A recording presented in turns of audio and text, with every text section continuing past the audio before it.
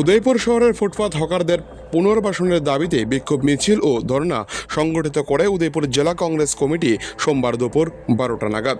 এদিন প্রথমে মিছিলটি কংগ্রেসের দলীয় অফিস থেকে বের হয়ে উদয়পুর শহরে বিভিন্ন সড়ক পথে বিক্ষোভ মিছিল সংগঠিত করে উদয়পুর পৌর পরিষদের সামনে এসে ধর্ণা দেয়।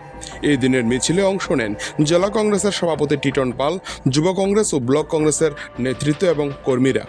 ধর্ণা কর্মসূচি থেকে উদয়পুর জেলা কংগ্রেসের সভাপতি টিটন পাল সংবাদ মাধ্যমকে জানান, উদয়পুর শহরের বুকে কিছুদিন পর পর পৌর পরিষদ থেকে ড্রজার চালিয়ে হকারদের উচ্ছেদ করা হচ্ছে, কিন্তু কোনো ধরনের স্থায়ী সমাধান করছে না উদয়পুর পৌর পরিষদ। কংগ্রেসের জেলা সভাপতি দাবি তুলেন, ফুটপাত হকারদের জন্য স্থায়ী সমাধান করতে হবে। যদি হকারদেরকে জোর করে তুলে দেওয়া হয় তাহলে তীব্র প্রতিবাদ করবে কংগ্রেস।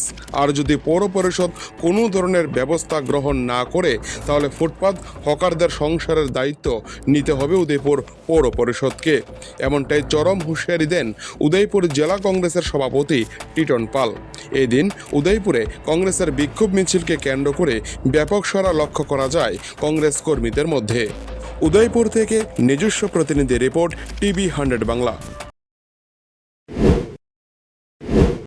আবারও একই ধরনের এটা তো আমিও বললাম যে জোর করে পুলিশ লাগিয়ে ড্রজার চালিয়ে আপনি হকারদের উচ্ছেদ করতে পারবেন, কিন্তু পেটের তাগিদে তার 2-3 দিন মাথায় আবার তারা এসে বসবে। আসলে তার স্থায়ী সমাধান যতক্ষণ না হবে সেটাই দেখতে পারবে উদয়পুর শহরের মানুষ। আমরা জেলা কংগ্রেস চাই তার স্থায়ী সমাধান হোক।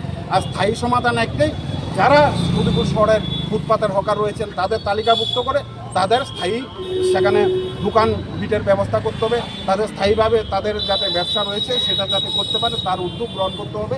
উদ্যোগ গ্রহণ না করলে আজকে ডজার লাগিয়ে তুলবেন, কালকে আবার সেখানে বসে পড়বে, কারণ তাদের পেটের তাগিদ রয়েছে। বন্দে মাতরম, বন্দে মাতরম, বন্দে মাতরম, বন্দে মাতরম, বন্দে মাতরম, বন্দে